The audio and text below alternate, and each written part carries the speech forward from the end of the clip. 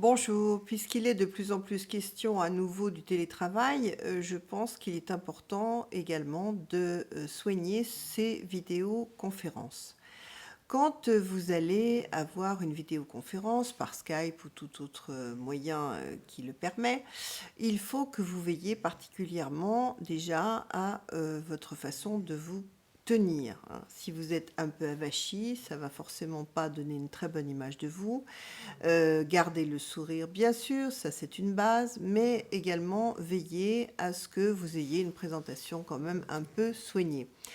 Visez également à bien regarder les gens ou la personne dans les yeux, parce que voilà, ça c'est important aussi, pour qu'elle ait le sentiment que vous l'écoutez et que vous êtes attentif à ce qu'elle est en train de vous dire.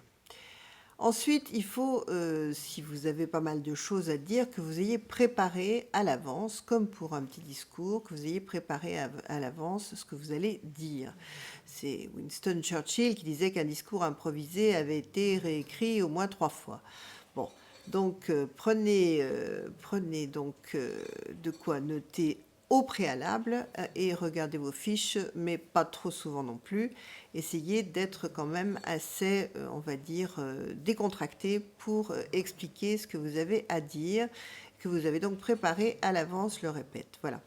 Donc, on surveille sa mise, mais on surveille également la façon que l'on aura de s'exprimer. C'est-à-dire qu'il ne faut pas avoir un ton trop monocorde, hein. Tout ce qui est prise de parole en public, on vous le dit, il faut vraiment essayer d'avoir des intonations un peu différentes de façon à intéresser votre public, sinon il va vite s'endormir.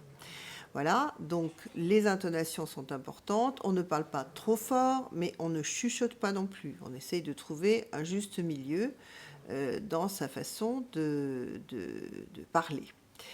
Bien, alors donc si on a fait attention à la façon que l'on a donc de s'exprimer, la façon que l'on a de se tenir, si on a au préalable préparé ce que l'on avait à dire, ça devrait quand même pas mal se passer. Alors, à ce propos, on dit qu'il n'y a que 7% des mots exacts qui sont retenus. J'espère que c'est un petit peu plus, mais en tout cas, il est certain qu'il faut que vous ayez vraiment respecté la règle des 3 C. J'ai déjà dû en parler.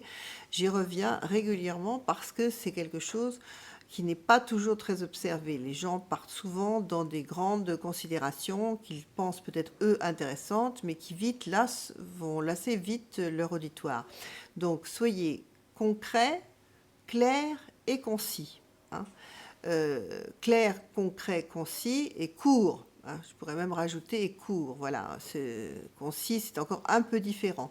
Mais effectivement, plus vous allez avoir des phrases un peu choc, plus vous allez vraiment pouvoir convaincre votre public, votre auditoire ou la personne que vous avez en face de vous. Voilà.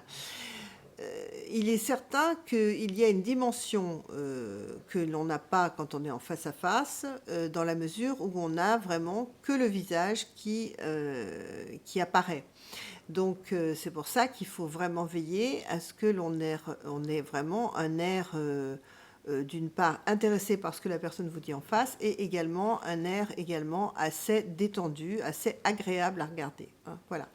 Voilà, bah, écoutez, j'espère que ça vous servira. Donc on regarde bien la personne en face et on est le plus détendu possible en tout cas parce que là encore, bah, tout ce qui peut être nervosité, va forcément se ressentir et n'agira pas dans le bon sens pour que votre discours, puisse bien faire enfin le message que vous voulez faire passer passe le mieux possible. Voilà, beh, je vous remercie, à bientôt. Au revoir.